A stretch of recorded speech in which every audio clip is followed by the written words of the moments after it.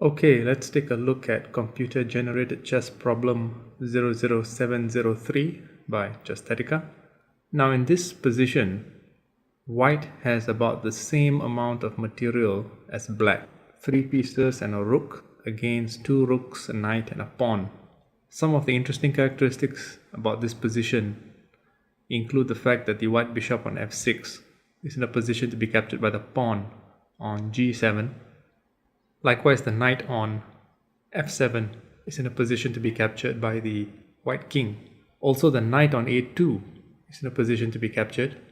So the tempting moves in this position might be, for example, king captures knight, or maybe even the rook on b3 captures the rook on g3.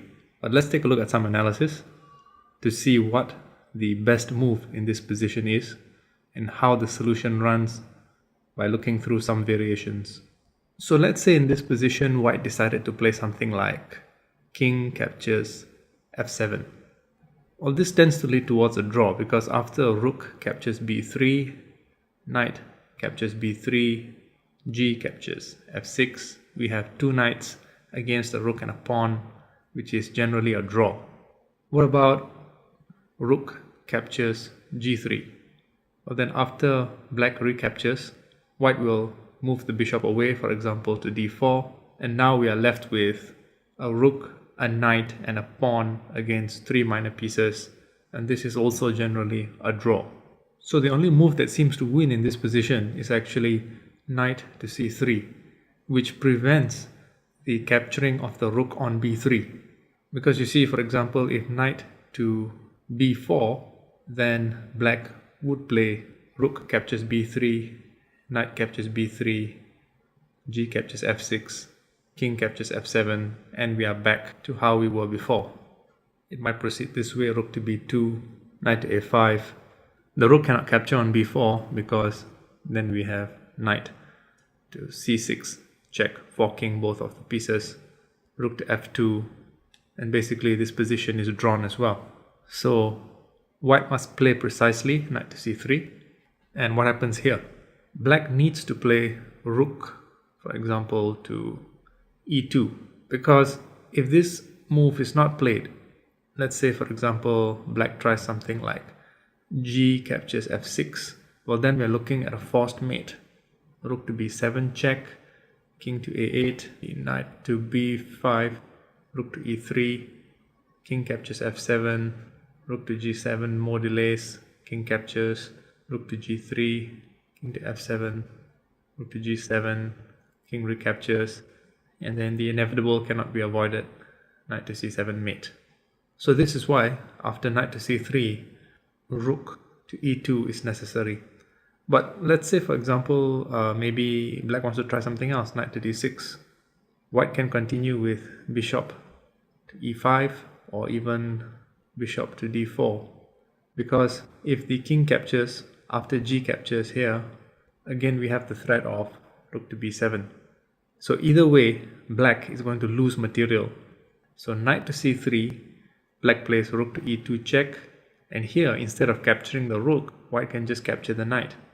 And then black could play rook to f2. And now here, if white were to play rook to b7, after king to a8, the position is also drawn because there's nothing much white can do. Knight to b5 would be met with rook captures f6 check. So at this point, rook to e2, the knight could also capture the rook, but this would expose the other rook, and after the exchange, white is theoretically ahead. And in this position, a mate can actually be forced because black still has a pawn on the board. So black might play something like king to b6, and white must be careful not to capture the f6 pawn, because if white does capture the f6 pawn, a king and 2 knights against a lone king is a draw. It cannot be forced. So this would be very complicated to win, but there is a way to win without capturing the black pawn. So this move, knight to c3, is actually very powerful in the sense that it prevents the capture of the rook on b3, and it also threatens a forced mate by the rook on b3 moving to b7. So rook to e2, king captures f7, rook to f2, pinning the bishop, What happens if black captures the bishop? Well, then we have this threat, you see, knight to b5. So after king captures f7, black plays rook to f2, pinning the bishop and also allowing for a capture of the bishop with check.